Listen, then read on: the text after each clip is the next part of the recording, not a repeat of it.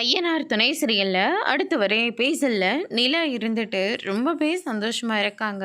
பல போராட்டத்துக்கு அப்புறமா உங்களுக்கும் அண்ணாவுக்கும் இப்படி என்கேஜ்மெண்ட் முடிச்சதுல எனக்கு ரொம்ப ரொம்ப சந்தோஷம் அப்படின்னு சொல்லிட்டு நிலா சொல்லிட்டு இருக்காங்க. எத்தனையோ பேர் அந்த வீட்டை பற்றி ரொம்ப ரொம்ப தப்பாக பேசியிருக்காங்க. அந்த விஷயம் உங்களுக்கும் நல்லாவே தெரியும்.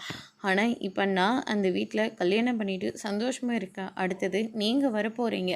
அடுத்தடுத்து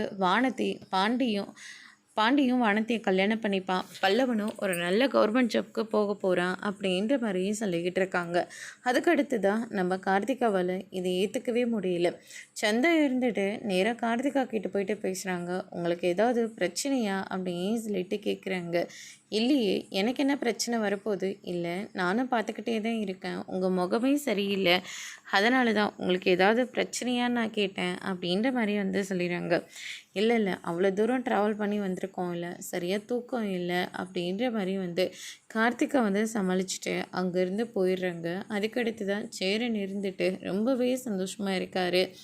சேரன் இருந்துட்டு சந்தாவை வர சொன்னதுனால சந்தாவும் ரூமுக்கு போகிறாங்க. அங்கே பார்த்திங்கன்னா, நீ இன்னைக்கு எவ்வளோ அழகாக இருக்க தெரியுமா அப்படின்னு சொல்லிட்டு சந்தாவோட கணத்துலேயே முத்தம் கூட கொடுக்குறாங்க. இதை நம்ம கார்த்திகா வேற பார்த்துடுறாங்க. பார்த்த உடனே பயங்கரமாக ஷாக் ஆகுறாங்க. அதுக்கடுத்து தான், நான் மாமாவை கல்யாணம் பண்ணிக்க எவ்வளோ தூரம் ஆசைப்பட்டேன், ஆனால் இன்றைக்கி என் வாழ்க்கையே போய் தனிமரமாக நின்றுட்டுருக்கேன். ஆனால் மாமா வேறு ஒருத்தி தேடி போயிட்டாங்கன்னு சொல்லிட்டு வருத்தப்பட்டுட்ருக்காங்க. அதோடு முடிச்சிருக்காங்க.